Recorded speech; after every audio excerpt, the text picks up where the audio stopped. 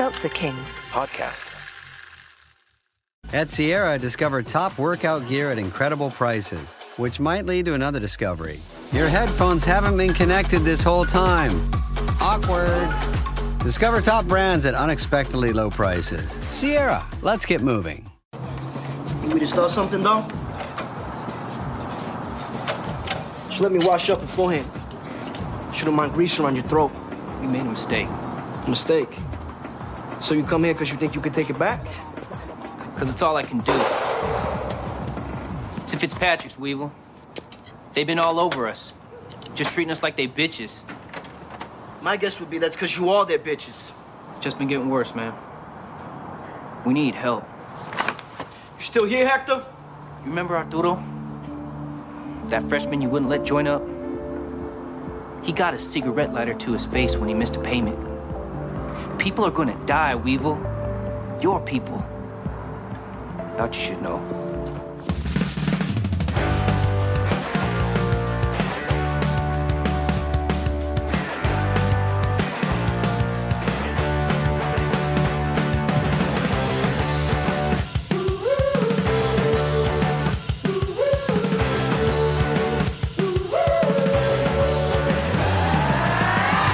Hey, what's up, everybody out there in podcast listening land? Welcome to another episode of Boys Watching Veronica Mars. We're just two boys watching every episode of Veronica Mars for the first time, giving our review and our reactions. We're your hosts. I'm Joe Welke. I am Vance. And today we're talking about Season 2, Episode 19, titled Nevermind the Buttocks. Directed by Jason Blum, written by Phil Klemmer, original air date April 18th, 2006, to an audience of 1.91 million people. And before we get into the episode, everybody, just a reminder, join our Discord. Link is in the show notes. We have a lot of fun, lively conversations there. Videos of me lifting refrigerators, all good stuff. There's only been one, but, you know, if I see another refrigerator out on the street, maybe I'll hop inside that son of a bitch. Just to prove some people wrong. You're a coward. And you're also a full foot taller than the character that you're trying to prove wrong.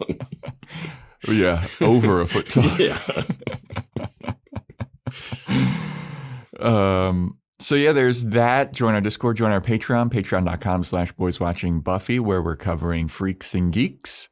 Drama in this week's episode of Freaks and Geeks. Drama and a little character crossover from this episode. Yes, there certainly is. Yeah. Certainly was. I was like, no fucking way. It was amazing. So if you want to go to Patreon, check out the episode Looks and Books. Yep. There's that. And also announcement time for what movie we'll be doing in December on our Patreon. Now, I will take full responsibility for this. I'm taking full accountability for this. I lobbied for this movie so hard, and I finally got Vance to come around to it. This month, we're going to be covering the Netflix movie Hot Frosty. Vance was not on board with this idea. I think it's my argument is that it's too soon and too late at the same time.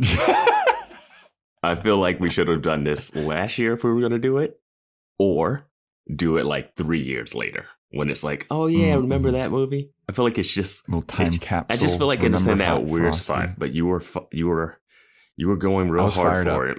I don't know. I was. I also offered some timely suggestions, but you were all about Hot Frosty. And because I know about Hot Frosty. And because I know how we're going to kick off next year with the Patreon movies, I was like, you know what?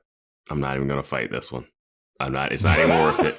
It's not even worth it because I know what we're doing next month. And, okay. Yeah. Well, I don't know what we're doing next month, but we struck a deal. Vance is totally in charge of January. I got Hot Frosty. And so listeners, don't let it flop. Don't let Hot Frosty flop for me.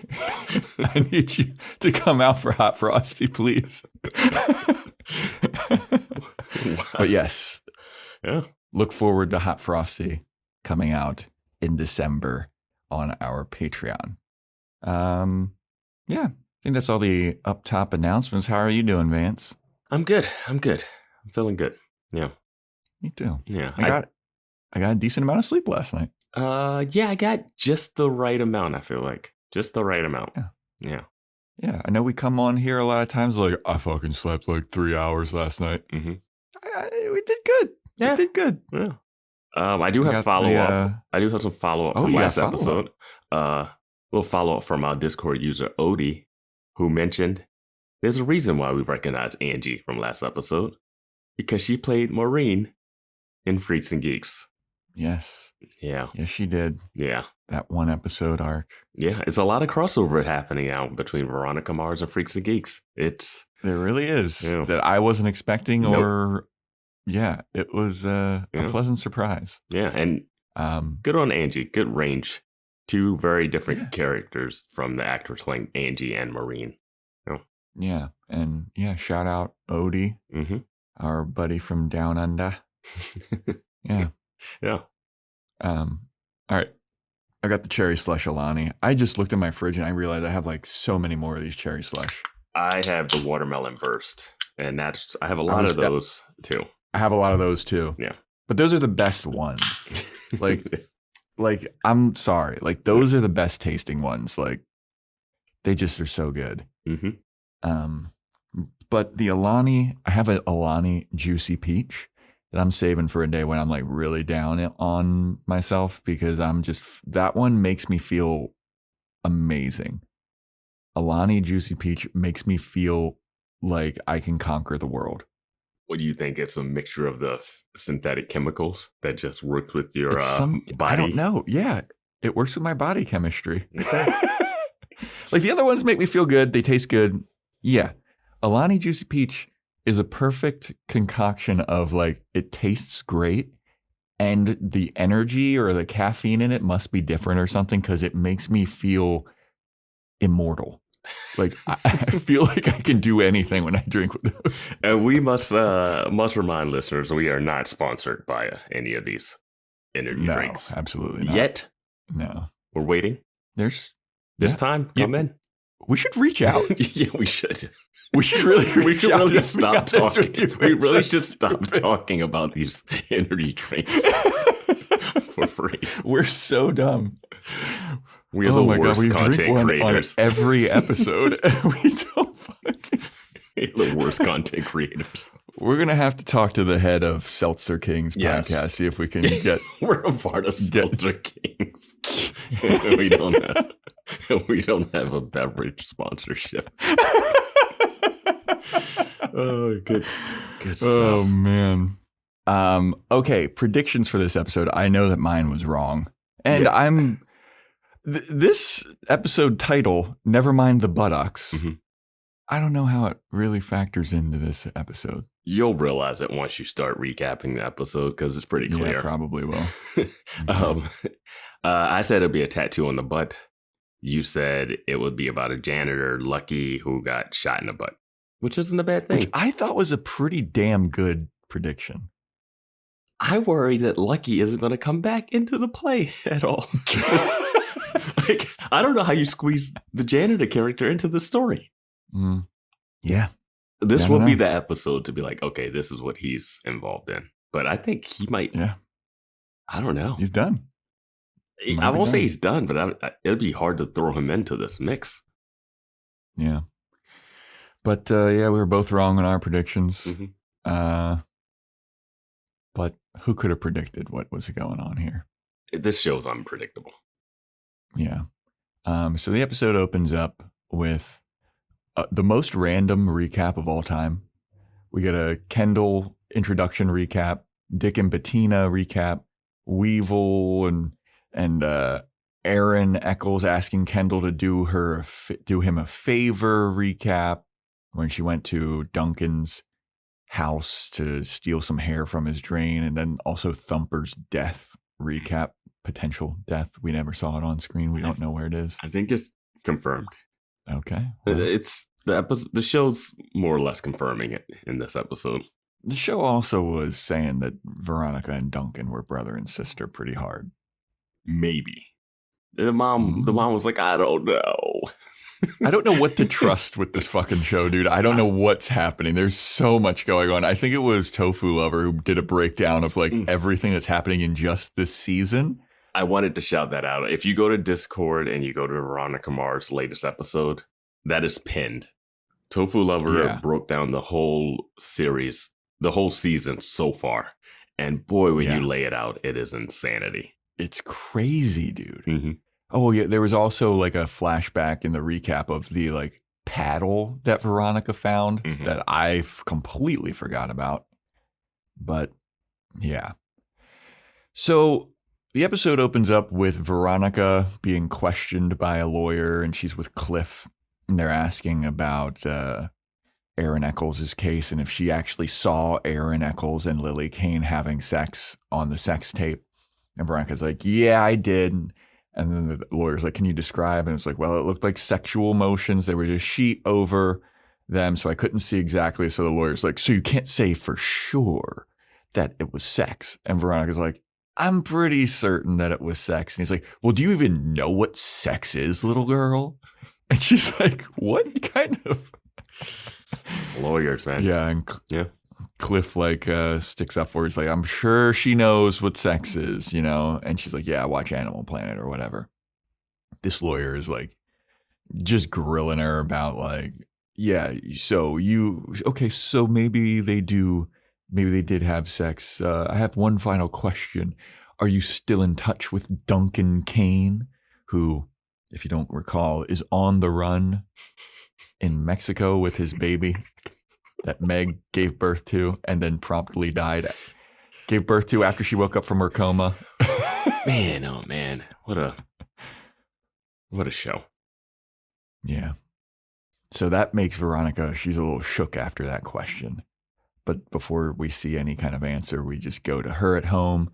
And Keith comes home and he's got some news. He heard that Daddy Dick Casablancas, he was using the life insurance that he took out on Dick Jr. and Beaver as a tax shelter, and the beneficiary of the life insurance, if Dick and Beaver were to die, would be Kendall. And Keith is like, I think I'm going to investigate Kendall because this is suspicious. It looks like it paid double if they died simultaneously. Yeah. And the beneficiary was Kendall. I was like, what kind of scammy life insurance is it? I mean, maybe that exists, but it was like, okay, if they get shot and they're standing in the line and one bullet goes through both of them, you get triple the money. Yeah, it's just like that's really... That's like kind of a motive for anybody, you know? Yeah. It's just like a hint to like, hey, if you really want the money on it. If they get food poisoning at an all-you-can-eat buffet, you get quadruple the money. Yeah. So Keith is now suspicious of Kendall Casablancas. And so then Veronica, she's at school and Weevil's in class. And it's his turn to feed the snake, and he feeds the snake a rat, and he's like looking at the snake, and Weevil says something like, I got no problem sacrificing a rat. And he starts chuckling, and Veronica like picks her head up from her desk, and she's like, wait a minute. That sounds peculiar. Never had no problem sacrificing a rat. This is a giant rat. This is the middle of class. This would not fly. No, dude. And he's like tapping on the glass and stuff, and he's like making kissy noises at the snake. And the snake made a sound that I don't think the snake would make killing the rat. It's a constrictor, and it was like, Yeah, dude. I mean, but that's a giant rat. Who says you got to? I was about to say, dude, like snakes like eat once like a week or something. Yeah, and they usually eat like a smaller mouse. Yeah, this rat was big, dude. I hope they paid him extra for having to pick that thing up. That thing was huge. Yeah, I would not want to pick up that. What are they going to do? Just watch that thing choking that down in the back of the classroom? Like, that's crazy. Right? Like, how are you supposed to pay attention to a regular science class when there's like a fucking snake just like, yeah, unhinging his jaw? Jeez. Yeah, I would never be able to pay attention to that. No. Like, my eyes would be on the snake the whole time. 100%. Yeah. No wonder why these kids get diagnosed with anxiety and ADHD all the time. You fucking got a freak show happening behind them. I love this is the only, they were like, we got to have him say that line about sacrificing a rat. So he has to do it here. And Veronica has to be paying attention. Yeah. So then Veronica's walking down the hallway and there's a big kid just like staring at her. And she notices it and she's like, oh, okay. But she goes up to Mac, who's like banging her head against her locker. And she's upset because the principal confiscated her cell phone interceptor and he's keeping it until the end of like the semester. Mm-hmm. And she's like, what happened to the end of the day? Like, ah. And Veronica's like, why do you have a cell phone interceptor? Mac is like, all right, don't judge me. I've been spying on Beaver after he broke up with me. I've been spying on his phone calls. And Veronica's like, damn, dude, maybe I should get a cell phone interceptor. And I'm like, no, guys, no. Even what was it in Batman when they destroy it? Morgan Freeman's character's like, no, this is too much. This is too much. Yeah. Yeah. You don't. Yeah, when Batman was able to like spy on everybody in the Dark Knight. You can't be spying on Beavers. I know this is going to come back and she's going to overhear something with Beaver and Kendall and yada, yada. But man, Mac, it's not worth it. It's not worth it. It's dastardly. Yeah, just walk away. There's that whole thing of like, if you're looking for something to find, you're going to find it. Yeah. We had a Freaks and Geeks episode, The Diary. Yep. Be careful. Be careful what you go looking for. Yeah. Might be worse than what you imagine. Mm-hmm. So there's that. And Veronica, in order to get her cell phone interceptor back, she's going to sneak into the principal's office. So she sets off the secretary's car alarm, tries to sneak in, but Principal Clemens has changed the lock. So she can't access his office anymore. And then so she goes back to the hallways and she asks Vincent, Principal Clemens' son, if he can help her. He needs to help her get into Principal Clemens' office, and so she can get Mac's cell phone interceptor back. And Vincent's like, all right, I'll help you, but on one condition. You have to make Mac go to prom with me. And Veronica's like, deal. So they break into the principal's office. And Vincent's so stoked that Mac's going to prom with him. And Mac is oblivious. And he starts talking like, what color tuxedo should I get? What color dress are you wearing? And Mac is looking around like, what the fuck is this guy talking about? And then he eventually is like, he basically says like, oh, I'm so excited for prom. What kind of corsage should I get? And then Mac puts it together and she looks at Veronica and she's like, Veronica, you son of a bitch. So Veronica gets the cell phone interceptor back. She also finds a copy of the Anarchist's Cookbook that was confiscated from Weevil's locker. And she's like, I think I'm going to take this too.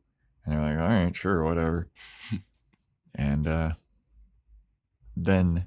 Why? Yeah. Why does Veronica call him Butters when she's asking for a favor? Yeah, I mean, everybody keeps calling him Butters. Yeah, I just like, you're asking him for a favor, call him Vincent. So he doesn't get mad at you calling him Butters because we know he doesn't like that. Yeah. But sure. No. And this is the second time Beaver. This is the second time she's thrown Mac to the Vincent Clemens wolves. Yeah. Even the first time she brought him over and was like, oh, hey, she has a crush on him. Yeah. I thought they were gonna hook up the first episode when they met. I thought they were gonna bond over like some D&D or some of the game stuff, but he was very aggro. Yeah, and he's they a little did too not. aggro. Yeah. He looks like a young Bam Margera or something. Like he looks like that type of person. He reminds me a little bit of the actor that was in the female Ghostbusters remake movie. That was the bad guy in that. He's a comedian. I've seen him in a bunch of stuff. I've seen him in The Neighborhood, but I can't remember his name. I don't know his name offhand, but yeah. Yeah, I never saw that Ghostbusters because I am sexist as hell. Yeah, that's why you do podcasts on girls and Buffy. And that's why exclusively do female centered. This is exposure therapy for Joe. This is court ordered exposure therapy. Oh man, I don't think I've ever seen the original Ghostbusters. Maybe once, like when it was on like TBS or some shit, like in college. But yeah, I don't know. Ghostbusters just doesn't do it. I don't have any kind of connection to it. Well, I mean, is that what we're doing in January, Vance? No, you're January. January is going to be a big one. All right, well, everybody, stay tuned for that Patreon movie in January. I'm nervous. Mm-hmm. I'm in danger. Mm-hmm. Yeah, you are. So yeah, Veronica goes over to Weevil's car and she's sitting on there and she's like, "Hey, Weevil, whatever happened to Thumper? He hasn't been in school the last couple days. Haven't seen him around. Whatever happened to that guy?" And Weevil's like, "I don't know. It's not my fault that he chose to blow." He says some kind of pun, like, yeah, and it's just like, dude, crushed or crumbled or some. Yeah, it's some. Oh yeah. She's like, he's. You think he's gonna miss the prom? And then Weevil goes, "I'm sure he'd be crushed." My thing is with that line, how does he know what they did to him? Yeah, because he set them up to like get rid of him, but it's no way they told Weevil that they were gonna tie him up into a bathroom during a construction. Like, he shouldn't know how he died. So the crushing one is too specific, I think. Yeah. I was just looking forward to him saying like more of these lines. But yeah, it's to the point where I'm like, I think Thumper's gone. And if Thumper comes back, it just seems unnecessary. If he does come back, you know what he's gonna come back with? Mm-hmm. Hook for hand. Eye patch, hook for hand. No way. Thumper with an eye patch and a hook for a hand. Amazing. That's not that kind of show. I think Aaron Eccles is more likely to come back like that than anything else. Oh yeah, that's true. He would look good with a hook for a hand and an eye patch. I think that guy could pull it off. He absolutely would, actually. Yeah, he would look fucking badass as hell with that. Yeah. Mm-hmm. I hope that happens to him. But then Veronica starts asking Weevil about, like, why'd you have a copy of the Anarchist Cookbook? And Weevil says some snarky retort, and Veronica's like, "No, but this book just tells you how to make bombs." And Weevil's like, "Are you accusing me of blowing up the bus?" And Veronica's like, "I don't know." And my note here says, Veronica gives him a bunch of reasons why she suspects him, because she laid out this whole fucking plan, and I was just like, I can't write all this down. Yeah, she laid out all the plan of like he was following the bus because Sarando and Liam, I think that's what he mentioned that maybe later, but she lays out the case of him blowing it up because she basically says he did it because he wanted to get Felix's killer, and Logan was on the bus, but it wasn't supposed to kill. It wasn't supposed to kill the bus. It was supposed to blow up the limo. And he was like, Logan wasn't even there. And he's like, you didn't know he wasn't there. And you didn't know that Dick was going to give his bag to the other person. Which I don't understand how Weevil would have gotten bombs into the bag because he wasn't at the stadium. She lays all this. Veronica's like, it's pretty cold-hearted that you would kill Servando, who was on the bus. So maybe that wasn't the target and all this shit. And it was like a lot. It was a lot. And this goes right before the opening credit. And I'm like, I know Weevil didn't do it. So I'm like, there's no way Weevil did this, because he would have then killed Logan. Like, the only motive he has is to kill Logan. And we watched the whole season of him just like letting Logan buy his grandmother's house and keep doing shit. Like, he would have just shot Logan. Also, the PCHers are not about that life. No, they are not. No. They really are. They're just a bunch of dudes that ride their bikes around, honestly. That's it. Dude. Especially what we see later. Yeah. who's in the PCHers. I was like, they're not serious. No. But yeah, Veronica lays out the whole reason why she suspects Weevil, and Weevil's like, all right, well, prove it. So then Veronica's eating lunch alone, and that kid from earlier who was staring at her in the hallway, he comes up to her, and he's like, hey, you're Veronica Mars, right? You can find people and find things, right? I need you to find something for me. And she's like, it's going to cost you, big boy. And he's like, how much? She's like, it could be 50, could be 250. What do you got? He's like, well, somebody ran over my dog. They had a green barracuda, and that's all the information I have. And I need to find who ran over my dog because I love that dog. And Veronica's like, all right, well, let me check the private eyes with a Z.com. And there's no cars registered that are green barracudas. So she's like, this is going to be more complicated. And the kid's like, keep looking. She logs in with him looking over her shoulder. And I was like, really? In school. In school, while there's another dude on the other computer that can overhear the whole conversation. There's no subtlety to this at all. No.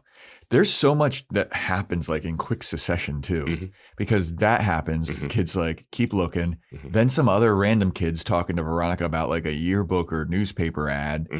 And they're like, we need somebody to fill this ad space. How much is it going to cost? And then Veronica's like, I have an idea. I'll buy the ad space. Yeah. We don't see why. Ad space in the yearbook is coming up big too. Freaks and Geeks. Yeah. Big yearbook stuff. Yeah. I think this was the newspaper though. Yeah, this was the newspaper. The Neptune Times or whatever. Yeah, this must be the biggest newspaper in the place. $40 for an ad space in a high school newspaper. Right? What? I had no idea. All right. But yeah. So Veronica's like, all right, I have an idea. So then Jackie comes up to Veronica in the hallway and she's like, hey, I have a favor to ask. And Veronica's like, who fucking doesn't? And Jackie's like, I need a job. Can you get me a job at the Java the Hutt? And Veronica's like, why? You're rich. And Jackie's like, all of our family assets are frozen, so I'm broke. And Veronica's like, all right, I'll put in a good word with you for you. And they cut to Veronica at work, and then she puts in the good word for Jackie, and the manager's like, all right, she's hired, even though she has no experience. And if she sucks, you have to fire her. And Veronica's like, all right, sure. And the manager's like, she starts tomorrow. This was crazy. I just hated this when the boss is like, what? Yeah, we got plenty of applications, but this girl, she's never held a job. She has no experience. And I was like, she's in high school. It's a coffee shop job. What experience did Veronica have before she got this job? Wait, no idea. What are we doing? You got to have 3 years of waiter experience from middle school? Like, what's... How do you get started? That was the fucking worst. How do you get started? Waiting tables. Yeah. Yeah, I mean, granted, that was New York though, right? Well, I had a job waiting tables in DC, and I had for like 2 years. And I moved to New York, and I was like, all right, well, I've got experience. And the New York restaurant said, you need to have 5 years New York experience. And I was like, get fucked, dude. I was so mad. Yeah, when people are like, hey, I want a coffee. You're like, whoa, this is different. I wasn't expecting that.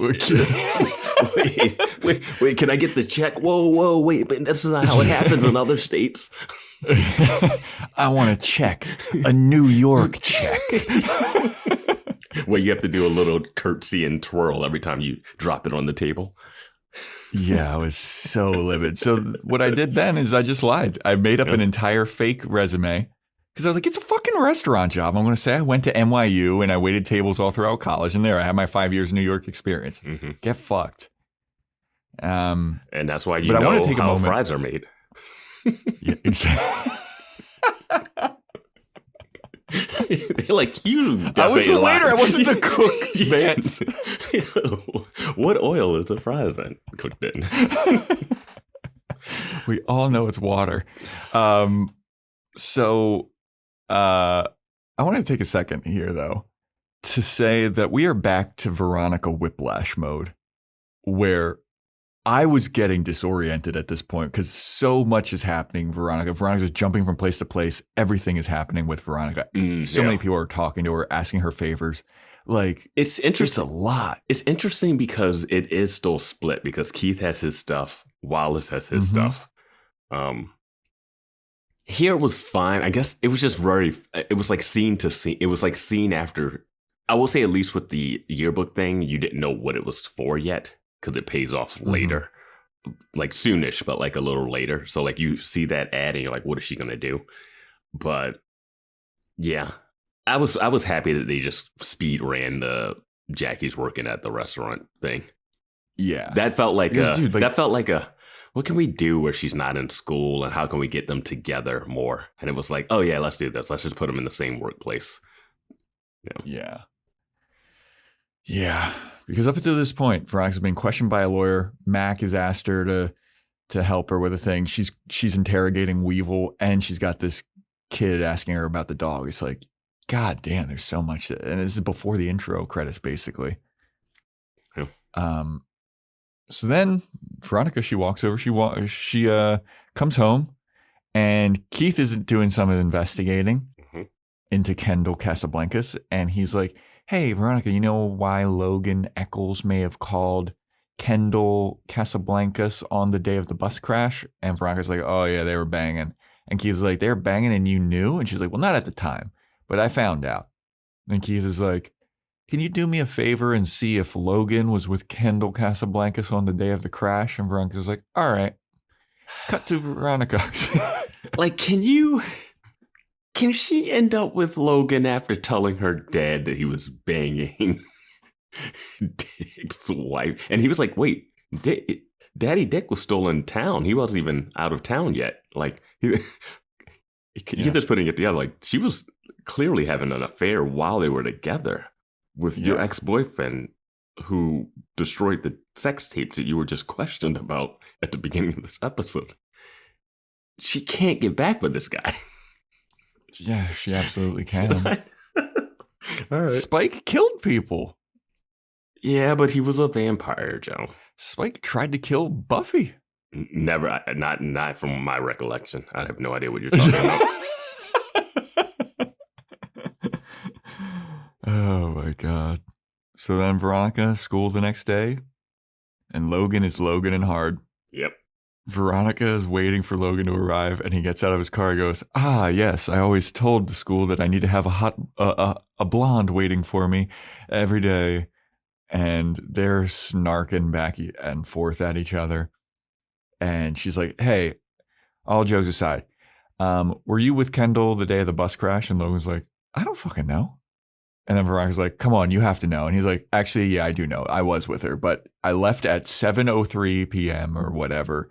And he wasn't with her at the time of the bus crash. Wait, did he say 7:03 p.m.? He said some very specific time, I feel like. Here's the thing about the bus crash. Oh, no. Hold on a second. He didn't. Veronica asked him about, like, were you with her at like 7:03 p.m.? Because she has the phone records or something. Yeah, because I feel like the Gia says something and she has exact time later. Yes. But from what we've seen, they left from school to go on this trip to the shark's nest or whatever. That's that's the American Dad. That's the American Dad reference, actually. Okay. But yeah, so they go there. They go, and it was during school hours because I remember Logan was there and he was, still in his feels because Duncan was now hooking up with Veronica again. And they stayed at that place until 7 p.m. because the sun seems like it's really up when that bus crashes. It does not seem like it's sunsetty time when that bus goes over the bridge. And I'd have to go back and watch it. In my memory, it feels like it may have been a little sunsetty. I don't know. It looks pretty bright. It has been fucking 19 weeks felt since we saw that episode. Felt very bright to me. Yeah. To the point where I'm like, wait, Logan left school, went to Kendall's, and was hooking up with her and left all before they left that field trip? Because they were still at school. They left from school for that field trip. It wasn't like a random Saturday. So like, I don't know. did need to get gas on the way back, if you recall. Yeah, I just remember it was very sunny and they were riding their motorcycle. Oh, Yeah. all right, whatever. But Logan gets all snarky with her, and afterwards he's like, wow, you really care about my sex life. And he gives her like, oh yeah, I made out with this girl in 8th grade, and I made this girl moan without even touching her with my hands. I was like, ew, dude. Again, this is not ingratiating us to Logan or to Veronica. Wallace, I want Wallace to pop up and be like, go easy on him. Maybe she can go a little easy on him. He's just a creep. He's just a creep. Yeah. So then Veronica walks into school, and Gia stops Veronica because she has the school newspaper or yearbook. I don't know where this ad has been placed in, but she's like, Veronica, I've seen this car. Because Veronica used the ad space to put a picture of a green Barracuda, and it's like, have you seen this car? Contact me, Veronica Mars. And she's like, I saw it. I saw it on the day of the bus crash. It was driving past the bus or whatever, and whoever was in it mooned the limo. What? You don't get it? Oh, never mind the buttocks. Okay, now I get it. Wow, that's dumb. Yeah, it's fine. That's dumb. It's fine. The title doesn't have to be that. Gia's triggered and traumatized by this experience, though. She's like, I was the only one facing that direction. It was aimed at me. And the mooning. And that's when I hit the trigger to blow up the bus. I was so traumatized. But she's like, yeah, it passed right before the bus crash. It had some kind of mascot sticker on the side of the window. Mm-hmm. And Gia's like, I remember it specifically because my dad, Woody Goodman, was calling me to see if I could pick up my brother Rodney right before or after his piano lesson. And I was like, okay, this was a lot of specific information that Gia just laid out. Here's what I'm saying. So they're getting mooned. She has to pick up somebody from a piano lesson. What time's this piano lesson ending? 8? They keep saying it's later. I feel like it was like middle of the day when this bus crashed. But whatever. We'd have to go back. And I don't have to go back. I just remember it's very bright. Yeah. So then we have one of the most upsetting scenes. Wallace is talking to Jackie Cook. And he's like, hey, if you want to just be friends, you got to stop being so hot, baby. You got to change up this whole outfit. You got to stop looking so good. And Jackie's like, Wallace, stop. He's like, come on. Are you telling me that you don't want to go out with me? You gotta want to go out with me. I mean, I broke up with Jane. It's been a couple weeks now. You gotta want to go out with me. And Jackie's like, I don't think so. I don't know. It just doesn't feel right. And then Wallace says, you're already the girl whose dad everybody thinks blew up the bus. You think anyone cares that you're going to be seen with me after I broke up with Jane? And in my note, I wrote in all caps, blew it. Yep. He blew it. He definitely dropped the ball when he had her, and then he brought up dad blowing up a school bus, and it was just I was like, what are you doing, dude? Jane's got a date. I guess she's not going to be a vengeful spirit that I thought she would be in this show. I know. I thought that she might, but like, maybe. Wallace, what are you doing, my guy? You had it. I feel like he could have finessed his way into convincing her, but then he had to be up. Yeah, everybody thinks that your dad killed everybody anyway. Who gives a fuck? This is coming from a guy who was accused of a hit and run in Chicago and had to jump through hoops to get his name cleared. And he's just casually like, hey. Yeah, so what if your dad's fucking accused of fucking blowing up a bunch of kids? How is your dad anyway? I haven't seen him in a while. Yeah. Is he still in the hospital in San Francisco or whatever? How are you doing in that big mansion with no finances or anything? God. But then Jackie's like, wow, thanks, Wallace. Really makes me want to go out with you. And then she walks away and he's like, oh, come on, baby. You serious? I was just like, God damn, dude. So then Veronica goes to that kid who is hiring her to find out who killed his dog's house. I think we find out like 45 minutes into the 44-minute episode that his name is Harry. So she goes to Harry's house and his brother answers the door and she's like, is Harry here? And he's like, oh yeah, he's out back. And this kid's got a black eye. And Veronica's like, oof. That's pretty interesting. You all right? And he's like, yeah, I just tripped and fell into a doorknob. So Veronica goes out back. This kid, I looked him up. He's from the Goldbergs, if people have watched that show. I never really watched the show, but he's from the Goldbergs. Nice. That show was on for a crazy long time. He's got 100 episodes on his IMDb for that show. Damn. And we must mention that when Veronica's walking up to the house, there's an igloo-shaped doghouse in the front yard.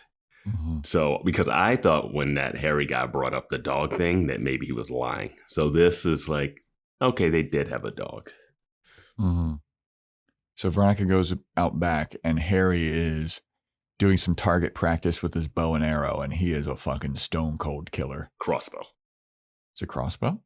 Yeah. It's not a crossbow. More... it's not really a crossbow, but it's not. Yeah, it's not a crossbow. Yeah, it's a bow and arrow. It's definitely extra spring loaded though. It's like one of those fancy, new technologically advanced bow and arrows that you might as well just use a gun at that point. But he's doing target practice on his fake deer, and Veronica's like, I have a lead on who might have killed your dog, and this guy is just destroying this deer. He's like, good, because I really want to find this guy. And he's shooting his arrows, and Veronica's like, okay. Yeah, when John Wick does it, everyone's like, cool, John Wick, yeah, get your revenge. But when this guy does it, it's like, oh man, he's crazy. Yeah. Hi there, podcast lover. If you have a dark sense of humor and like your true crime stories paired with a glass of wine, then you need to check out our true crime comedy podcast, Wine and Crime, hosted by two Minnesotan childhood besties, me, Amanda. And me, Lucy. Each week we dive into a bizarre true crime topic, pair that topic with a wine, and get into all the dirty details. Wine and Crime is dark, fun, feminist, and perfect for satisfying your morbid curiosities with a healthy dose of humor. Join us as we chug wine, chat true crime, and unleash our worst Minnesotan accents. Check us out at wineandcrimepodcast.com and listen now wherever you get your podcasts. Kraft mac and cheese is the best thing ever. It's even better than pop music. You look just as natural enjoying us at age 13 as you do 55. Kraft mac and cheese. Best thing ever. This episode is brought to you by McAfee. Found this great place to stay this weekend. Click on the link and book it. Oh, wow. McAfee alerted me that this site is fake and even blocked it. Cyber criminals create fake sites to steal your passwords and financial data. McAfee identifies and blocks these sites to keep you safer online so you can book your trip without worry. Learn more at McAfee.com/online protection. So then we go to Weevil. Weevil's working on a car at his car shop, and Hector, one of the PCHers, he comes in, and he's like, Weevil, we made a mistake, my guy. We gotta come back to the PCHers. Oh, man, the Fitzpatrick's are beating the shit out of us. They're making us their bitches. Like, we need you back, man. We need you back. And Weevil's like, it's too late. You betrayed me. Hector's like, no, man, you don't understand. It's getting worse. That kid Arturo, that little freshman that was going to join the PCHers that we saw a couple episodes ago, who was like doing crimes as like an initiation thing to maybe like get the attention of the PCHers. Well, the Fitzpatricks got a hold of him and they put a cigarette lighter to his face. People are going to die, Weevil. Your people. And Weevil's like, Where do not they my think people anymore? Where do they think Thumper is? Right? Like, where do they think Thumper is? He's supposed to be their leader. He's been gone for siesta. He's been gone for weeks. That's why they need Weevil. They need a bald leadership guy. They're so soft. The leader needs to be bald. They're so soft. Hector just needs to shave his head, and they'll be fine. Yeah, you just get that shot of him in the bathroom shaving his head. He looks up into the mirror and he's ready to go. Yeah. Yeah. Yeah, but yeah. What was it? Panty Club for Homos or whatever? Yep. Living up to their moniker. Yeah. I was with Weevil here. I was just like, I feel no sympathy for these people. No. And then he said, your people. People are going to die, Weevil. Your people. Like, you need to be our savior, Weevil. PCHers are our people. No, Harry's brother's in it. It's not a. Yeah. It's just a random group. Yeah. It's a random collection of people. It's not just all Hispanics or like a certain part of town. It's just, yeah.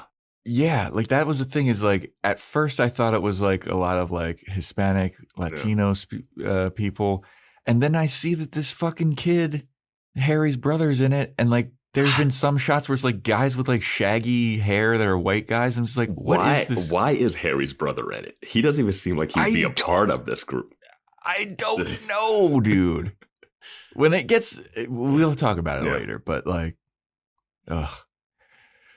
So, yeah, then we have Veronica. She's at the Mars office, and she's looking, and Keith comes in, and he's got Kendall's yearbook. And he's like, Kendall's not even her real name. Her real name is Priscilla Banks. And the real Kendall, she was another girl, and she died. And this Priscilla Banks girl stole this girl's identity, because Priscilla was behind the wheel when the original Kendall died, and Priscilla Banks spent 6 months in prison and for wire fraud. And Veronica's listening to this, and she's like, and then she gets an email about the green barracuda. She gets an instant and Keith message. Is like, aren't you? Yeah, that's true. From, I think the screen name was like Anon Kuda. Yeah, Anon Kuda 411. Yeah. And so Veronica's like, great story, Dad. I'm going to go check out this lead. And Keith is there like, what the fuck, dude? I just dropped a bomb on you. Like, I did some good investigating, and you're not giving me anything. Hey, Keith, ask Veronica a couple follow-up questions about this thing that she's about to do. Remember the girl who kidnapped a baby and had the FBI raiding your house that you said you would never trust again? You gonna let her walk away after you just dropped a Kendall's not even her name, and your ex-boyfriend's been banging some other lady? Yep. Also, I don't understand how Priscilla, aka Kendall, was behind the wheel when the girl died and then decided to take the girl who died in her car's identity.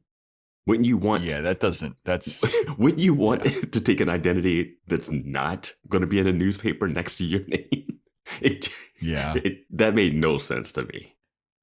Yeah, that would never work. No. I feel like. Well, you're already tied to this girl. Yeah, the point of another identity is to distance yourself from this. Yeah. All right, sure. How did she manage to pull off this identity switch too? Like, that's a whole... Don't worry about it. All right. Don't worry about it. We're towards the end of the season, so let's just start throwing a bunch of stuff at the wall. Wire fraud. Yeah. Yeah. And she was wait. Kendall was also wait. Because this is the thing. Kendall was also a Laker girl, right? Yeah. So after she changed her name and did all this wire fraud, she ended up getting out and then trying out for the Lakers and being a Laker girl. And then at some point married Daddy Dick. Yep. While also doing all this other stuff that's happened. All right, man. The Laker girl part doesn't make any sense if she's now fake identity. That's plus everything else. Yeah, she's up to. That's why the beginning of the season stuff, it's just like they're making it up as they go, and it's fine. But when you're doing a podcast where you have to talk about it, you're just like, wait a minute. Yeah. Wait. This show is very much like a basketball game where you don't need to pay attention to the first 3 quarters. Wait. So Lamb, you're saying that you're arguing that the driver was a drunk driver, but if you do an autopsy, he has fragments from C4 explosions in his back. But you guys didn't notice that at all until later. No, but now it's James Cook or whatever who blew up the bus, the baseball player, the famous Hall of Fame worthy baseball player. Terrence Cook. Yeah. Now he's the guy. Now Terrence Cook had a Terrence Cook. Yeah. Now Terrence Cook had a C4, and that's what did it, not the driver being drunk. Okay.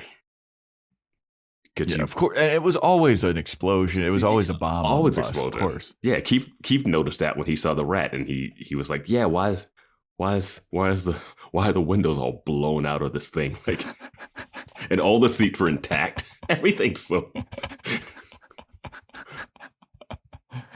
Why would the bag that Dick gave to Bettina, if it had explosives in it, why would it be near the bus driver? Especially if Bettina was playing the tape of Dick for all the students. If she had the bag and the bag had the explosives and she's playing a tape with all the students would be blown up to bits, not the driver only with shrapnel in them. Like it. Dude, the one kid didn't even die from the explosion or the bus crash. We don't know that. That's Veronica's mind. A figment of Veronica's imagination. Exactly. But we do know. She's been reading over the files. That's why she's having these dreams. Reading over what files? The files from the crash.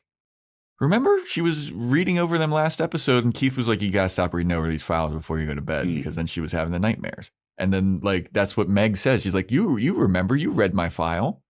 Insane that they would have that information, yet the argument would be that the bus didn't get exploded and just hit the railing. Like this is again, it's just like they didn't know where they were gonna go. And we're here with Kendall. Kendall was definitely not supposed to be some other identity. It's no way that was the start of the season. She's Priscilla Banks. All right. The real Kendall's dead. Mm-hmm. So anyway, Kendall Shiflett was I think the original maiden name. But Veronica, she goes to follow this lead on the Barracuda, and she goes to the house that they said it was the owner's house, and it's a blind lady, and it's her car, but it belonged to her late husband who passed away. And she's like, that's my car. It never leaves the garage. No one drives it. I'm never going to let anyone buy it. It's my husband's last memory. So Veronica's like, okay, cool. Let me go defile your husband's memory. I want to break into your garage real quick and fuck around with this car. I do love that. It's funny that the show had a voiceover when she gets to the house, and she's like, Veronica's like, man, I should have brought a bat or a large stick, because people that drive these kind of cars could be dangerous. And I'm like, or you should scout the place out, because you don't know what this tip is from. We still don't know who gave this tip at the end of the episode either. And I thought, oh, this is nice, because I'm always worried about her just showing up to places. So at least she's aware of it. She usually has like a taser. Like, yeah, but it's still not enough, though. Still not enough. Yeah.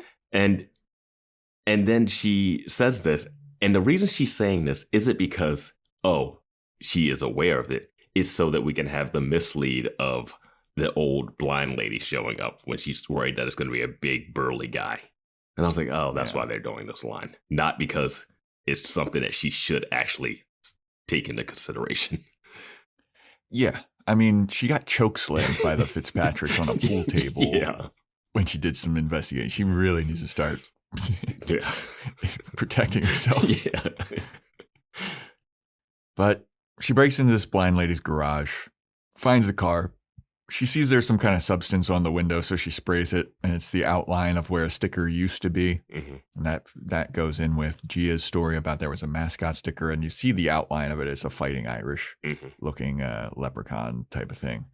And then Veronica gets in the car, opens the glove box, and she finds a gun in there, and she's like,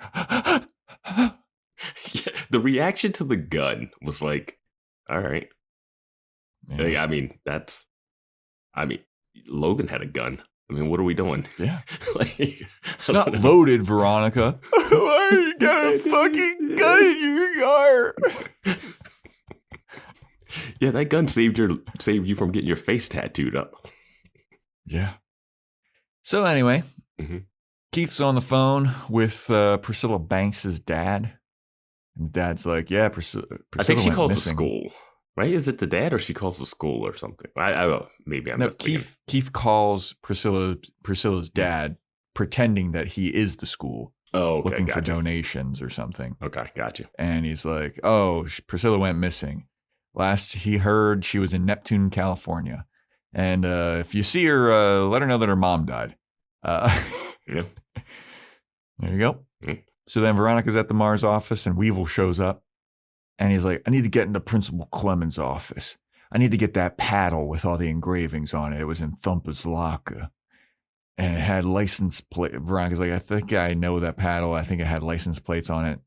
And Weevil was like, yeah, I think it is code. It is the clients that the Fitzpatricks are selling drugs to. And then he gives her a sob story about how the Fitzpatricks are making the PCHers their bitches. And he needs to he needs to stop the Fitzpatricks basically. Mm-hmm. And Veronica's like, all right, I'll help you. I'll give you the key to Principal Clemens' office, but you got to answer some questions first. And Weevil's like, all right.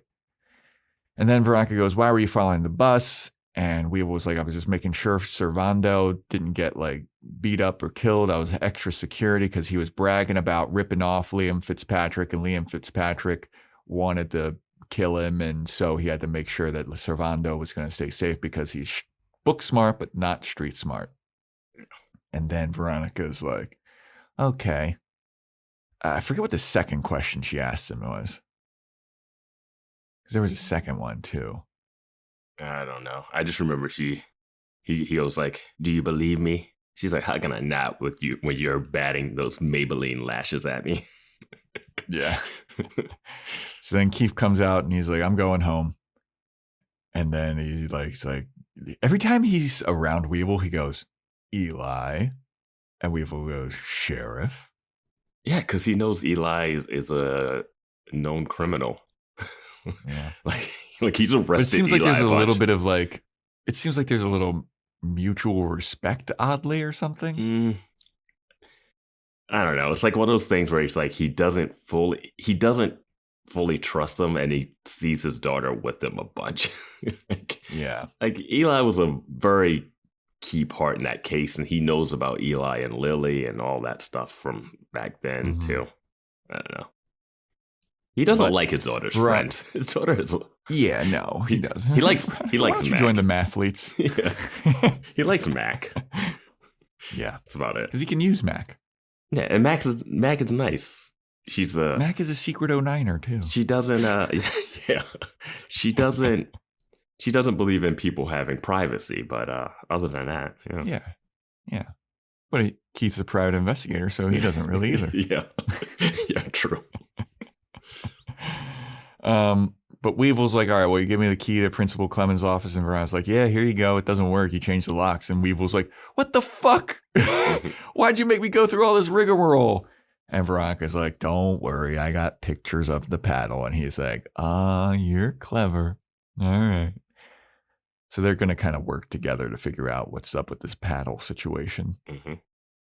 I did love that Veronica was like, yeah, here, use the key. I would have loved if it was just that and she didn't help him with the paddle. That would have been fucking a balls move. Nah, she couldn't have done that. You know what's crazy?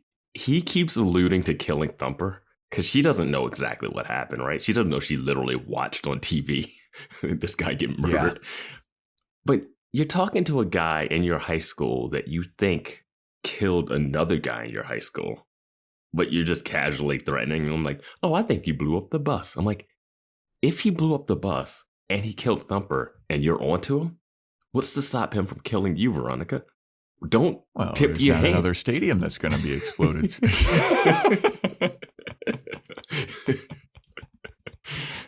How many stadiums do they have to implode? Well, she doesn't know how the death happened. Neither should Weevil. Yeah.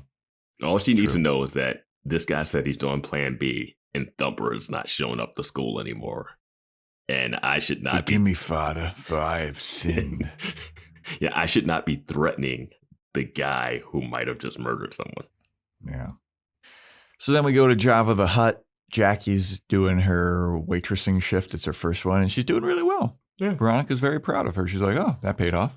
Mm-hmm. So Veronica goes over to Jackie, and she's like, hey, table 8 asked to be in your section. And Jackie's like, okay, I wonder who it could be. She walks over. It's Wallace. You know it was Wallace. Yeah, it's like she only knows one person.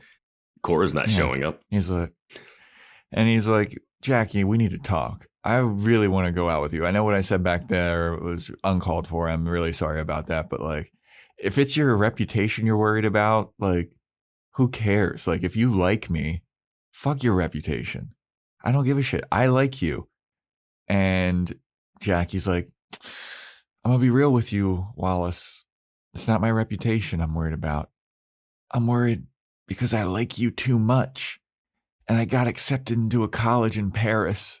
The Sorbonne. And it wouldn't make sense. It would only give us 5 weeks. And I don't want to get my heart broken. And Wallace is all sad. So she says she got accepted to the Sorbonne in France, and she's leaving right after graduation. Yeah. Not sure why she has to leave right after graduation. Not sure how that's going to work out with the assets being frozen. I was about to say, I don't know how she's going to pay for it, because earlier in the episode, she's like, I'm fucking broke. I need to start working at Java the Hutt at minimum wage. I did spend a little bit of time trying to figure out what the college cost would be for Sorbonne for an international student. I couldn't fully figure it out. But living over there, the living expenses and getting a place would be a problem. Yeah, absolutely. But the fact that she got in there and applied to there, like, we never talked about her. Like, this is like the Oxford. Yeah, is she smart? I guess. I didn't expect her to go international for college. This feels like, hey, we don't want you in season 3 of the show. We can't. You're not going to go to hers. But yeah, all right, sure. Yeah, but Wallace is all sad now. Mm-hmm. So Veronica, she goes back behind the counter, and she's been spying on this Barracuda. She put a tracker in it earlier, and I forgot to mention that when she snuck into the blind lady's house, she put a tracker in the Barracuda, and she sees that the Barracuda's on the move. So her voiceover is like, ooh, I know it's her first day, but she goes up to Jackie. She's like, Jackie, could you cover my section? I gotta go. And Jackie's like, yeah, sure. So Veronica leaves, starts following the Barracuda. The Barracuda stops outside of a house. Mm-hmm. A mystery woman comes out of the house, gets in the car. An obviously sheep woman. A mystery woman, Vance. I wrote it in my notes and then put a question mark behind it, but I was like, it's definitely. But Veronica's tracker, she can also listen in as well. Mm-hmm. And she calls Keith because she's like, hey, I think I found this Barracuda. Seems like something fishy's really going on with it. It's stopped outside of a house. Looks like they're going inside the house now. And Keith's on the phone, and he's like, hey, pull up in front of the house. Don't leave. Keep the car running. Don't let anyone into the car unless it's me. And Veronica's like, Dad? And then it cuts to Keith, and Keith's already in the house that's getting broken into. And it's a guy with a gun. He enters, and it's a mystery guy with a gun. And now Veronica's all worried. Mm-hmm. And Keith's walking around this house. And who's the guy with the gun? It's Liam Fitzpatrick. Mm-hmm. And he points the gun at Keith. And he's like, look at you, Keith Mars, on the wrong side of a robbery. What the hell are you doing in here? And Keith is like, Liam, don't do this.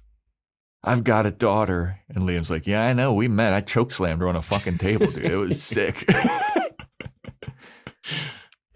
And then Keith is like, please don't do this. And Liam's like, it's too late. And he goes to shoot Keith, but the gun isn't loaded.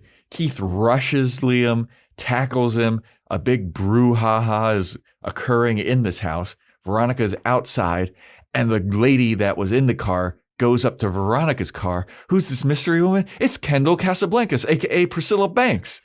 And she's like, what are you doing here outside my house? Somebody's inside my house. What's going on? Keith and Liam explode out of the window. Explode. Yeah, like explode.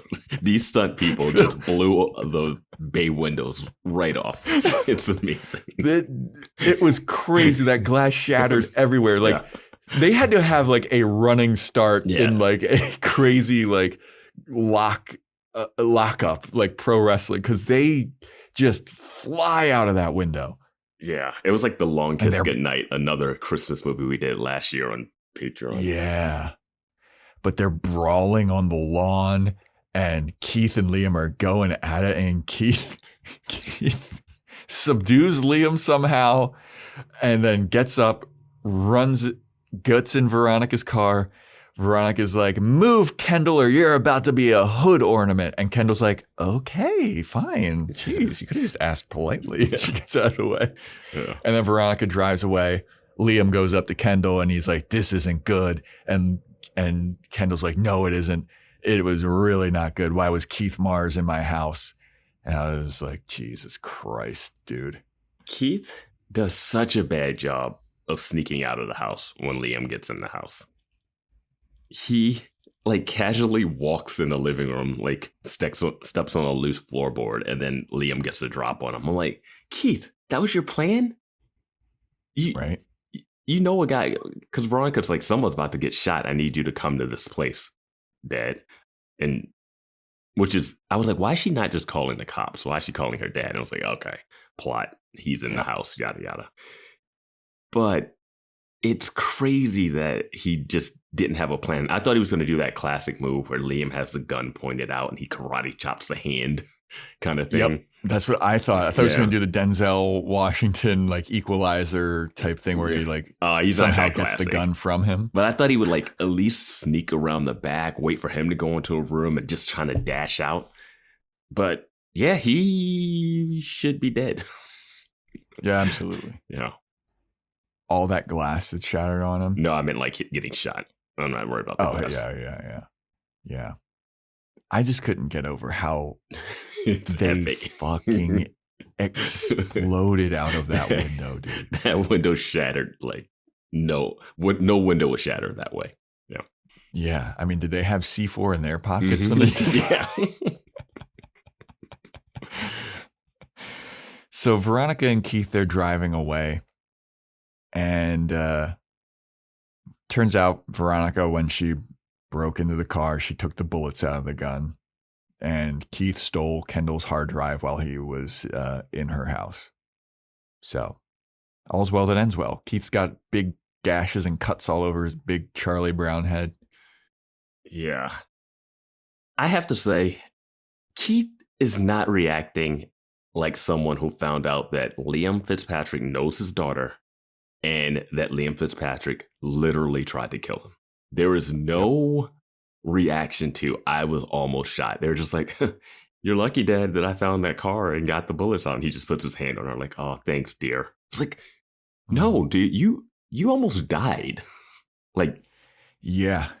They have like a quirky little like, so just, you got the lead on your Barracuda? And Veronica's like, oh, I see that you got a lead on your Priscilla Banks case. And then they like kind of have like a little smirk chuckle. Yeah. And I'm it's like, bro, you almost were shot. Hey, you want to go to a hotel and not back to your office just in case they come to finish the job? Like, what are you guys doing? Don't go home. Yeah, because like these are hardened criminals. I was going to say the Fitzpatricks are a legit actual gang. Yes. Like they do real crime. This isn't the panty club for homos or whatever. This is an actual gang. Yes. This guy was about to shoot you cold blood, point blank.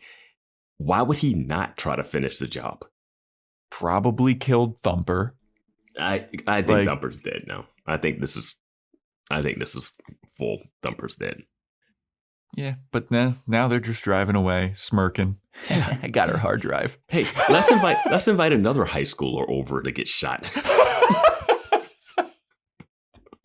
Like, honestly, if you don't go to Mac's house to do this. Yeah, dude. Hey, Veronica, you should go to college close to town where Liam Fitzpatrick runs the Irish mob. Jeez. So, as Vance alluded to, they go back to the Mars office. They bring Mac over to hack into Kendall's hard drive. And Mac is all mad at Veronica because she promised Vincent a prom date with her. And Veronica's like, whoopsie. And Keith is like, thanks, Mac. I like you. You're a good egg. And Mac is like, thanks, Keith. I like you too. And Keith goes full boomer and says, print out every email. Yeah. Well, they gotta have copies. Hey, I could just put the file on a computer or something. You could read it and maybe search. He didn't remember that he saved that video from Woody Goodman's house on his. Oh my God, I forgot that still was in play. There are so many moving parts in this thing. There are so many moving parts. So we then have a classic gang meetup. The PCHers meeting up with the Fitzpatrick at the docks. Yeah. And the Fitzpatrick show up. They're mad because the PCHers aren't selling enough drugs. And they're like, Hector's like, people just aren't buying drugs anymore. And Liam's like, they're so bad at everything. They can't even give drugs away. Liam's like, they're addictive. You guys are pushers. Make them popular again. Aren't they selling? Talking about? Aren't they selling like speed or something? I don't even think they're selling. It's like finals are coming up. Throw a party. Finals are coming up. People want drugs. It's like, have a rave at the beach. What are you guys thinking? Yeah, man. So then Liam's like, all right, well, somebody's got to pay for this. So you. And he gets two of his Fitzpatrick guys to go grab Harry's brother. Which is so funny. It's so funny the way it's blocking. Because Harry's brother is like behind everybody. And they're like, hey, you. And everyone parts. And just like, you see him. So it's like classic reveal. Yep. And you see him all. He's also smaller than everybody in the PCHers. He looks like he's like 14 years old. And they tie him up. They hang him from a hook. And they get the big boxer Irishman to come and work the body. Show him that jab you've been talking about. And he's like, yeah, these aren't jabs. These are hooks, but sure. So then Weevil shows up in his fancy green car. I know. I was like, did he have the Barracuda? Are they all sharing this car? That's what I thought at the beginning. Are they all sharing? I guess that's why they had the green car when he steals the money from the Christmas thing, so that we can be like, oh, it was a green car. Oh, is it Weevil? But I'm like, I remember the episode Weevil was on a motorcycle. The green car is not Weevil's. It's just going to be a mix up for I don't know. Well, it doesn't have a motorcycle anymore because he's not part of the PCHers. But he had the motorcycle when the bus crash happened because he was giving Veronica a ride. So I don't think they were trying to tie that together, but it is interesting. They both drive green cars. Yeah. Yeah. So Weevil gets out and he goes up to Liam Fitzpatrick. Is like, the PCHers aren't doing business with you anymore. And Liam's like, oh yeah, well, why is that? And then Weevil's like, I got a list of all your clients, celebrities, professors, people in politics. We know that you've been dealing drugs to everybody. And if you don't leave us alone, I'm going to fucking expose you all I'm going to expose this client list. We got the Fitzpatrick files. There's a Heidi Fleiss reference. And I was like, man, I have not heard that name in forever. I don't even know who that is. She was a famous madam. Okay. So he's like, and if you try to retaliate on me, the day that I go missing is the day that that client list gets exposed to the public. So you can't touch me. And Liam Fitzpatrick's like, oh, is that so? Huh. Interesting. All right, guys, let's leave. Yeah. Like, he's trying to be threatening still, but also like, damn, he got us. Yeah, he got it. The thing that's so lame in the scene is when they hang up Harry's brother and they're starting to punch him, they put out a hat and he's like, we're going to stop once this hat's full of cash. And then and then all the PCHers start like walking up to the hat like it's a donation at a church, and they're like throwing 20s in it. I was like, why wouldn't you guys just put the 20s in the drug bag that you were handing over? Also, I don't know. Also, aren't you a gang? Isn't the part of a gang that like they can't come to you and step without starting something and vice versa? Like, why are you under their... They're the worst gang ever. Why are they under the Fitzpatrick's thumb? I don't understand what leverage the Fitzpatrick have over them. Yeah, I don't either. Because the Fitzpatricks have been around they've been around for years, vice versa. Yeah. So I don't know why all of a sudden you guys are just like, well, we're not a mutual partnership. We work for you guys now. Like, what was the... Yeah. You guys were feuding before. When did the breakdown happen? It's really strange. And they had no plan. They had no plan for them showing up asking for money and being short, knowing that being short leads to stuff. And then they just let them take one of their members and beat them up in front of you. And you guys all just start giving money to a hat. I'm like, fight them. Pull out some guns. Do something. Crowbars. Like, I couldn't get over the fact that it looked like there was double the amount of PCHers versus Fitzpatricks. There's only like 5 Fitzpatricks. Fight them. Yeah. Like, I mean, they also have like Harry's brother is in their gang, so I don't know how useful he'd be. But I'm just saying, like, what was the point of meeting them with less money? I'm not going to show up. I'm not going to have them show up asking for money, have less money, knowing that they burn people's faces off for it, knowing that they've already beat up Harry and probably killed his dog for it. And I'm just like, hey, when they show up, let's have a plan. Let's have something. The plan was to go, hey, can we get like an extension on this? Yeah, we're not going to work for you guys anymore. And then when we say that and you point out one of the smaller guys, we're just going to let you beat him up in front of us. We're not even going to put up a fight. Yeah. It's so lame. And they're like, yay, Weevil, you came through for us. Yay. Yeah. They all like cheer. They're like clapping and stuff. Yeah. And then Weevil's like, that's the last time I'm helping you. I'm not a PCH. You're on your own. And they look at him like, respect. Yeah. All right. Is Chardo around? Was Chardo still in town? It's the cousin that we jumped out of the gang. We need another Navarro to lead us.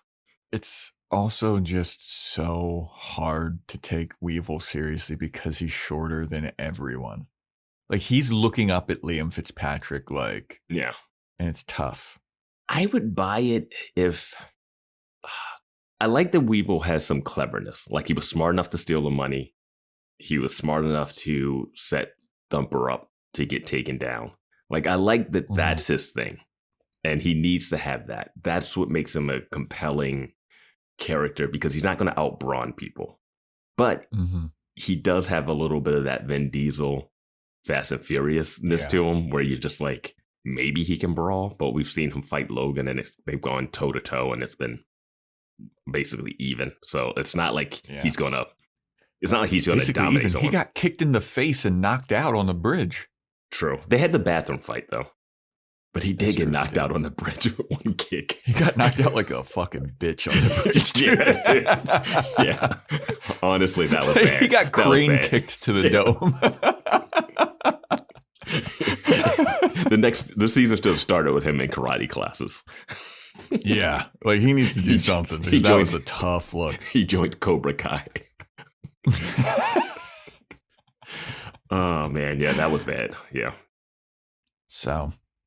that's that scene. Veronica, she's back at the Mars office, and she's doing some research. She finds out that the blind lady is actually Liam Fitzpatrick's grandmother. And Liam wanted to shut up Servando for bragging about ripping him off, but she can't find the connection between Kendall and Liam. Why were they working together? And Keith's like, I actually have found that out. Kendall was working on a con with the Fitzpatricks, and that's how she got caught. She took the fall for one of the Fitzpatricks, and the Fitzpatricks now owe Kendall a favor. And now they think that Kendall may have been able to make the call that blew up the bus. Yeah, it was like Cormac Fitzpatrick. She somehow met him in jail or something, and now that's probably how she got in with the Fitzpatricks. And because we know that Liam was probably driving by the school bus at that time, he could have told Kendall to make the call because he had seen it. And then, are they sure that there's a phone detonator for this thing? Because I'm not sure. I know that's a theory, but I don't understand why that's like locked in stone that there's a phone detonator. Why was Veronica Mars on that guy's hand? Yeah, we'll have to figure that out too. There's so many parts of this thing. Yeah. But yeah, the only reason that would happen is that she wanted to kill Dick and Beaver to get. I guess they would. I guess Liam and them would have been like, let's kill a school bus full of Sarando, and Liam and Dick and Beaver. If they die together, she gets money from that. And I guess killing two birds with one stone works out for them. Yeah, I mean that's Servando. I mean it's enough motive. It's enough motive there. And then Veronica's like, "Oh yeah, Kendall could have made the phone call because Logan left hours before." Yeah, he left hours before. Man. How much time were they at the stadium? Because he was still at school. He went over to Dick's place, had sex with her, and left. Why would Kendall have sex with Logan if she knew she was doing that day? Focus up. I mean, even if Logan is like really putting it to Kendall, right? Yeah. He drives over. It's probably a 15-minute drive from where he lives to Dick's. They bang for an hour. He leaves. I mean, that's not that crazy. It's not like he's staying and like cooking dinner with her. No, I'm just saying, if your plan is to blow up your stepsons for a load of cash, why would we even put this wrinkle in of sleeping with the high schooler unless you need that to be an alibi, which you don't need it to be, because no one's supposed to suspect you. Like, I don't know. It's a lot. And again, we don't even know if that's what actually happened. Yeah. But anyway, so yeah, now they suspect that Kendall may have been the one to make the call to blow up the bus. But this doesn't track because it's all Veronica's fault. That's true. Yeah. She was the rat. They tried to kill me. They didn't want Sarando. They didn't want the insurance money. They tried to kill me. Yeah. Actually, you know what? Somebody drew a picture on this bus seat. I think they wanted to do it. And there's 9 tombstones because only 8 people died because they thought that I was going to be on the bus. So whoever was on the bus must have done it. How many students were there? Because there's the bus driver and the teacher. That's 2. So 8. So there's only 6 other students that were on the bus? I guess. All right. I thought it was more people on the bus. But yeah. I thought so too. Yeah. So anyway, we go to Jabba the Hutt. Wallace is in Jackie's section again. And she's like, Wallace, what are you doing here? And he's like, you know what? I thought about what you said about the whole 5 weeks thing and you going to Paris. And you know what? I don't give a shit. Let's make this the best 5 weeks ever. I still want to go out with you. Would you go to prom with me? And she's like, you know what? Yeah. And Wallace is like, cool. I am terrified about what will happen at this prom.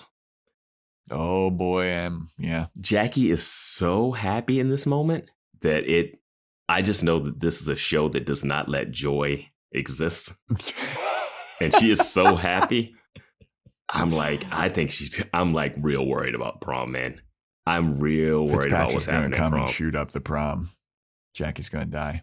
It's gonna be like the Buffy the Vampire Slayer movie that we did, and all the vampires are gonna come into that prom.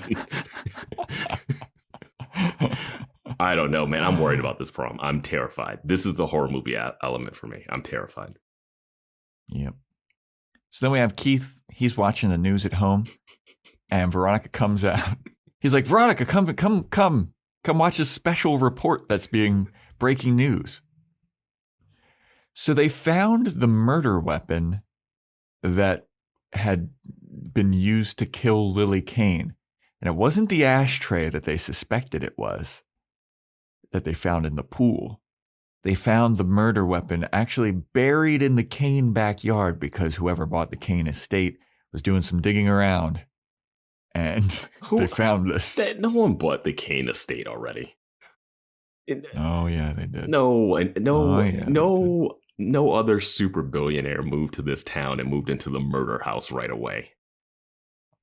Oh boy, did they! And what did they find in their backyard? Aaron Eccles' Oscar. And I was like, wait a minute. He's an Oscar-winning actor? Is that what they said? An I thought Oscar? that he was supposed to be... He said Oscar statue. Well, no, I mean, he was supposed to be Nicolas like a Cage, Jason Statham. Nicolas Cage has an Oscar. You know what? That's true. That is true. Yep. But they found his Oscar statue, and they found Lily's blood on it. And not only did they find Lily's blood on it, they found some of Duncan's hair on the murder weapon, which is now, it's like, that's what Kendall was digging up out of the shower to plant on this. Now, my question is, that is weird. Why? Okay, so if they planted this, right? Here's the question. If you're going to plant this, why would it be Aaron Eccles' Oscar if he wanted Kendall not to put the blame on him? Right? Wouldn't it just be something? I guess you would think. Wouldn't it be Duncan Kane's? Was it like a soccer trophy? They said Oscar. They didn't say soccer trophy or anything. I'm pretty certain that they said Oscar. Okay, maybe you're right. Yeah. It's construction workers find one of Aaron Eccles' Oscars buried on the Kane property. Okay, so Wikipedia says. Okay, so that seems like that would pin it to Aaron Eccles.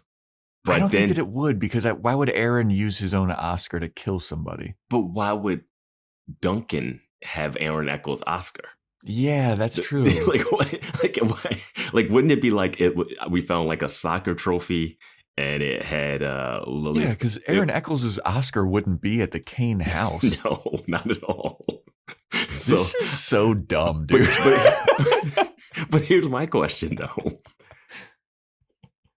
Here's my question: How did Lily's blood get on it? Because that's what they think they hit her on the head with. Yeah, but we know that this is like a planted thing. Like, this isn't a real. If it was planted, how did they get Lily's blood? Yeah, because the one, I don't think Duncan's hair is in that fucking drain after this long. We see the housekeepers come, but Lily's blood being on it is the thing. I'm like, if they're planning this, one, I don't understand why it would be an Oscar trophy. Two, where did Lily's blood come from? Because we saw the hair pull, so we could see how they got the hair. You would do soccer trophy, a little bit of his hair, and then you would have to have some Lily blood on it somehow. But then wouldn't Keith be like, how did they bury it and we didn't notice? Like, we scoured that place. Wouldn't you see like it was freshly dug? Because they came over that night. The day that she died, it would have been there. So it wasn't like, I don't know, maybe. Yeah. I mean, I guess it would have been enough time because they were washing clothes and stuff. It's a lot. I don't know. But that's just one scene. Yeah. Here we go. Fun. Yep. So then Veronica, she goes over to Harry's house again and she sees the little brother. He now has a new black eye. And Veronica's like, Jesus Christ, dude. You're one of the PCHers. Because she also, when she walks in, she notices the motorcycle in the front yard. Yeah. And she's like, you got beat up by Liam Fitzpatrick. And he's like, okay, so yeah, I did. Don't tell my brother, though, that I'm part of the PCHers. And look, I'm pretty certain that it's Liam that killed the dog. Don't tell my brother, because if you tell my brother, he's going to go after Liam Fitzpatrick and he's definitely going to kill him. Did you see him outside with that fucking bow and arrow? He's shooting that deer. He's going to put a fucking arrow through Liam Fitzpatrick's neck. Please don't tell him, because I don't want my brother to go to jail for forever. And Veronica is like, and then she has this debate with herself of like, should I tell him? Should I not tell him? She walks upstairs and she goes to Harry's room and Harry's like loading up. He's like sharpening knives and stuff. He's sharpening the arrow, like the tip of the thing. Yeah. And he's like, so did you find who killed my dog? And Veronica takes a moment. She's like, nope. That's where the episode ends. Now, I hated this. They kind of come back around towards the end for the last scene when he goes upstairs. But when she first gets there, she sees him with the black eye. She's like, oh, you know who killed the dog. And he's like, don't tell. And she's like, whatever. And she goes past as if she is going to tell Harry that Liam Fitzpatrick killed the dog.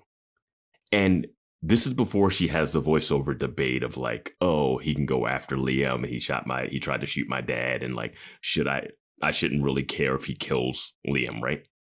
But that comes after she's willing to go past this guy. And she seems like she's mad at Harry for making her run around and have to solve this crime and keeping the secret from her brother. And like, I was like, Veronica, are you that dense? You know that Liam did it, and you're still going to just walk up and tell him?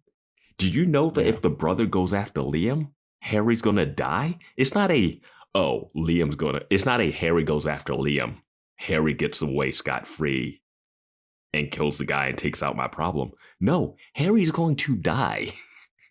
Yeah. If Harry goes after the Fitzpatrick, he's going to kill him. Yeah. And she's willing to, I'm like, why is this a debate? You should be like, oh no, that guy tried to shoot my dad last night. What are we doing? It was insane to me that she had to like go through the mental hurdles and be convinced not to sick a high schooler onto a murderer, a straight up murderer. Yep. I was like, what are you doing, Veronica? And why are you mad at Harry? But did you see the bow and arrow thing? He's basically Hawkeye.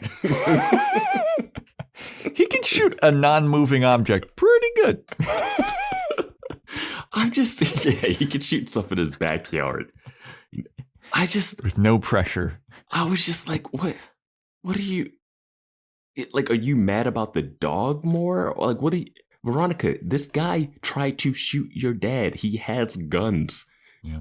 Don't send a high schooler that's pissed off about his dog on a suicide mission. That's not even a debate. I don't know. I just didn't like how she was so mad at Harry's brother for not like spilling, like for keeping this a secret. It's like, what are you supposed to do? That's saving someone's life.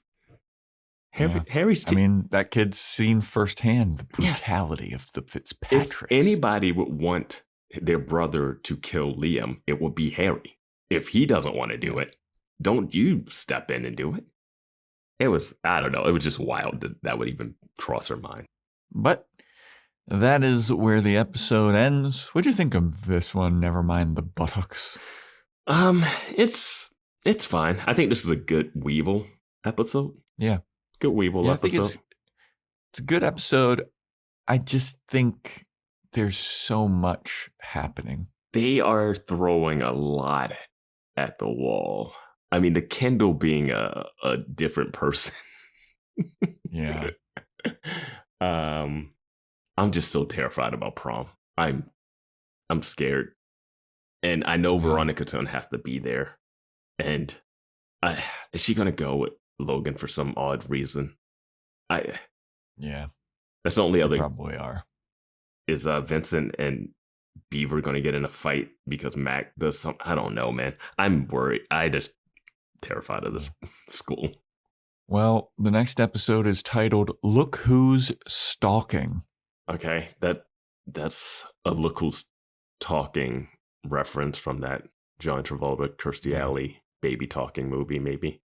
Yeah. No, that's 3 Men and a Bruce Baby. Willis plays the voice of the baby in that.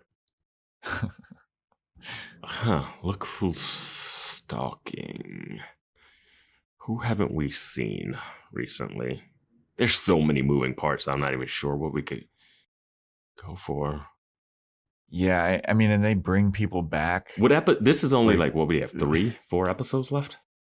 Yeah, 20, 21, and 22. Next episode is episode 20 of this second season. Yeah, so we're real close to the finish line. Look who's stalking. Yeah. I'm going to say it's, I'm going to say Duncan comes back somehow. He's like checking in on what's the goings on in Neptune. I'm going to say. That's a terrible. I don't even know, man. I was like, don't care. There's no way. I was like, is there going to be a baby somehow coming back? I don't think they're bringing Duncan back this. Oh, jeez. I'm going to say. I mean, it would go in with the baby if they're playing off talking. Of that. I'm going to. Yeah. Okay. Or Veronica's checking in on Duncan. Okay.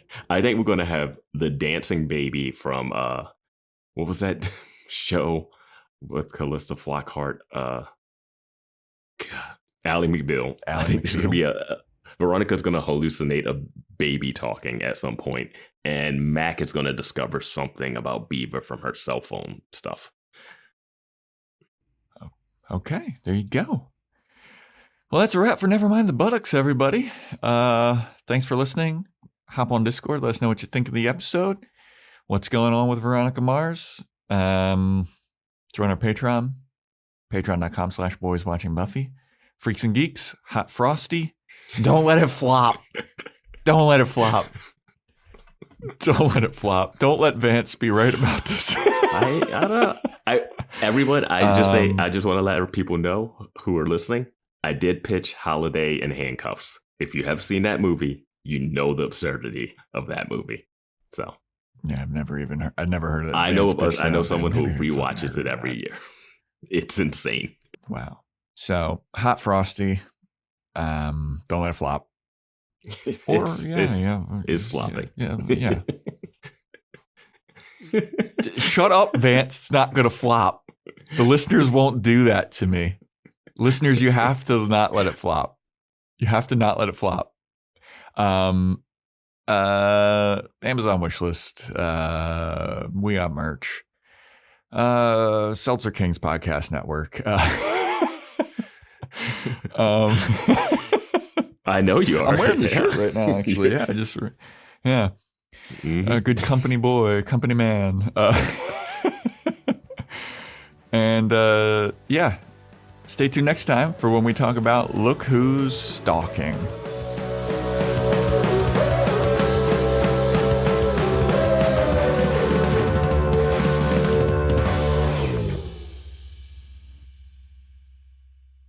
Believe me? How could I not when you're batting those Maybelline lashes at me? Doug. Here we have the Limu Emu in its natural habitat, helping people customize their car insurance and save hundreds with Liberty Mutual. Fascinating. It's accompanied by his natural ally, Doug. Limu, is that guy with the binoculars watching us? Cut the camera. They see us. Only pay for what you need at libertymutual.com. Liberty, liberty, liberty, liberty. Savings vary. Underwritten by Liberty Mutual Insurance Company and affiliates. Excludes Massachusetts. Seltzer Kings Podcasts.